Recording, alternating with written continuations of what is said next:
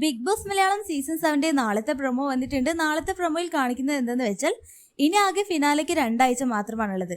അതുകൊണ്ട് തന്നെ big boss എല്ലാവരോടും ഓരോരുത്തരായിട്ട് വന്ന് മറ്റു കുടുംബാംഗങ്ങളുടെ അടുത്ത് എന്താണോ പറയാനുള്ളത് അതെല്ലാം പറയാം. അനുമോള് പറയുന്നു തനിക്കൊരു പോസിറ്റീവ് സൈഡും നെഗറ്റീവ് സൈഡും ഉണ്ട്. നെവിൻ പറയുന്നു എനിക്ക് ദേഷ്യം വരുമ്പോൾ ഞാൻ ദേഷ്യപ്പെടും, സങ്കടം വരുമ്പോൾ ഞാൻ സങ്കടപ്പെടും എന്നെല്ലാം പറഞ്ഞുകൊണ്ട് വളരെ ഇമോഷണൽ ആയിട്ട് നെവിനെല്ലാം പൊട്ടിക്കറിയുന്നത് പ്രൊമോയിൽ എടുത്തു കാണിച്ചിട്ടുണ്ട്. പിന്നീട് നമ്മുടെ അനീഷ് അവിടെ എല്ലാവരെയും ഞെട്ടിച്ചു കളഞ്ഞു.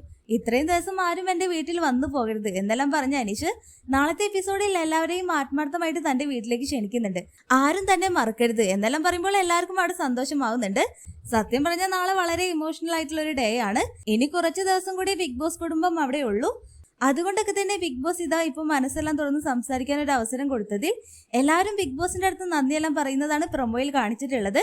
അതുപോലെ തന്നെ നാളെ നോമിനേഷൻ ഉണ്ട്. ഇനി അടുത്ത ആഴ്ച എല്ലാവരും നോമിനേഷൻ വരാനാണ് സാധ്യതയുള്ളത്. കാരണം ഇനി 2 ആഴ്ച കൂടി ഉള്ളൂ. അതുപോലെ തന്നെ അടുത്ത ആഴ്ച മുതൽ പണപ്പെട്ടി ടാസ്ക് എല്ലാം തുടങ്ങാൻ പോവുകയാണ്.